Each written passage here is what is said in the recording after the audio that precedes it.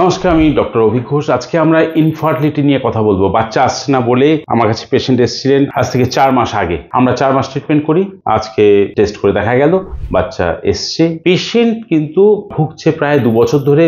এই যে 2 বছর ভুগছিলেন কেন, সেখানেই চলে আসে মেনস্ট্রুয়েশন সাইকেলের ফল্টগুলো, সেগুলোকে খুঁজে বার করা হয়েছিল। ওনার ক্ষেত্রে মেনস্ট্রুয়েশন সাইকেলের যে প্রবলেম সেটা হচ্ছে একটু পিছিয়ে যেত। 2 নম্বর ছিল হচ্ছে প্রচুর ব্যথা। আপনি বলুন, আপনি কিভাবে ভুগছিলেন বা কতটা কষ্ট হচ্ছিল? ডাক্তারের কাছে কতদিন ধরে যাচ্ছিলেন? ডাক্তারের কাছে আমি অনেকদিন থেকেই যাচ্ছিলাম, কিন্তু ওখানে হয়নি। হাবড়াতে দেখাচ্ছিলাম। এর আগেও আপনি হোমিওপ্যাথি দেখিয়েছেন? লাস্ট 2 বছর ধরে উনি চেষ্টা করছেন। ডিলেইড বেশি নয়, বেশি 2-5 দিন 7 দিনের ডিলেইড হতো, কিন্তু প্যাথোলজিক্যাল কোনো প্রবলেম আমরা খুঁজে পাইনি। এই কারণেই টার্গেটে পৌঁছানো মুশকিল হয়ে যাচ্ছিল অন্য ডাক্তারদের।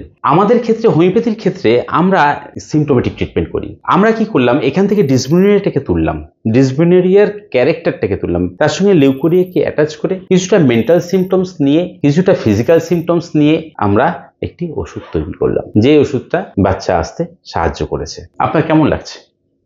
ভালো লাগছে।